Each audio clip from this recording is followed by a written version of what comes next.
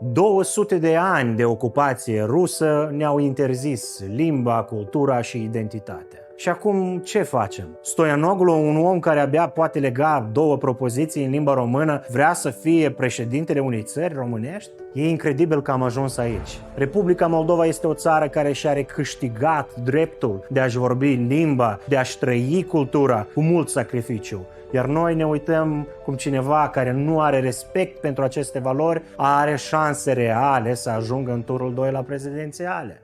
Unde am greșit, moldoveni? Cum de am ajuns în această situație? Stoianoglu nu reprezintă viitorul Republicii Moldova, ci mai degrabă o ancoră în acele vremuri întunecate când eram sub papucul Moscovei, când limba noastră era interzisă, iar identitatea noastră călcată în picioare. Trebuie să ne trezim. Moldova trebuie să fie condusă de oameni care simt românește, vorbesc românește și care respectă acest pământ